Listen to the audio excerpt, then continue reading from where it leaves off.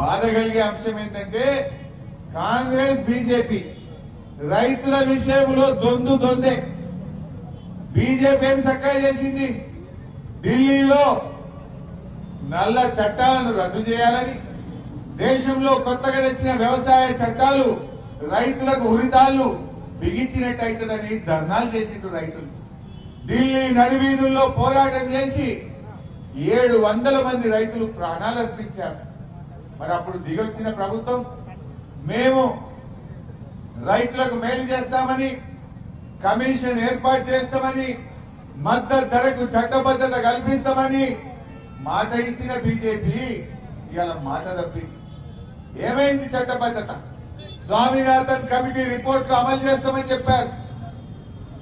మద్దతు ధరకు చట్టబద్ధత ఇస్తామని చెప్పిన బీజేపీ ఇవాళ మాట తప్పింది. ఈ రోజు కూడా బీజేపీ రైతులకు రుణమాఫీ చేసింది లేదు, రైతులకు వచ్చిన మేలు చేసింది లేదు. ఇవాళ మీరు కూడా రాష్ట్రంలో చూస్తున్నారు, కేసీఆర్ బయటకు వెళ్ళాక బీజేపీ కాళ్ళు తెచ్చారు. యాడుందరా వీళ్ళంతా? కేసీఆర్ నల్గొండ పర్యటనకు బయలుదేరితే అప్పుడు బీజేపీలోకి యాడికి వచ్చింది రైతులు. అప్పుడు ఏం చేసింది? నిన్న దీక్షలు పట్టింది. మన దీక్షలు ఇవాళ ఉన్నాయని, కేసీఆర్ బయలుదేరిందని మనకంటే ముందు ఒక రోజు నిన్న దీక్షలు పట్టింది. మరి ఇంకో ఏడవై మీరు కేంద్రంలో అధికారంలో ఉన్నారు కదా, మరి మీరు సాయం చేయండి. ఈ కరువు పర్యటనకు కేంద్ర బృందాలను పిలిపియండి. కేంద్ర ప్రభుత్వం నుంచి ఎండిపోయిన పంటలకు, వడగళ్ల వాన పడ్డ నష్టపోయిన పంటలకు కేంద్ర ప్రభుత్వం నుంచి సాయం చేయించండి. అంటే దొందే. ఇటు రాష్ట్ర ప్రభుత్వం మొద్దు నిద్రపోతున్నది, కేంద్ర ప్రభుత్వం కూడా రైతులకు మొండి చేయి చూపుతా ఉన్నది.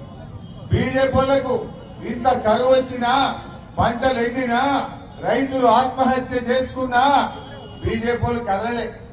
కేసీఆర్ కాలు బయట పెట్టగానే, కేసీఆర్ ఉద్యమాలు ప్రారంభించగానే అప్పుడు ఈ రాష్ట్రంలో ఉన్న బీజేపీలు కళ్ళు తెరిచి నిన్న దీక్షలంట పట్టింది. దీక్షలు చేయాల్సింది బీజేపీలు ఇక్కడ కాదు, ఢిల్లీలో పోయి చేయండి. మీ కేంద్ర ప్రభుత్వానికి దరఖాస్తు పెట్టండి. రాష్ట్రంలో కరువు ఛాయలు వచ్చినాయి, లక్షలాది ఎకరాల్లో పంట ఎండుతా ఉన్నది. ఢిల్లీ నుంచి కేంద్ర బృందం వచ్చి ఈ రాష్ట్రంలోని రైతుల్ని ఆదుకోవాలని చెప్పి నేను ఇలా బీజేపీ నాయకుల్ని కోరుతా ఉన్నా. ఇదే బీజేపీ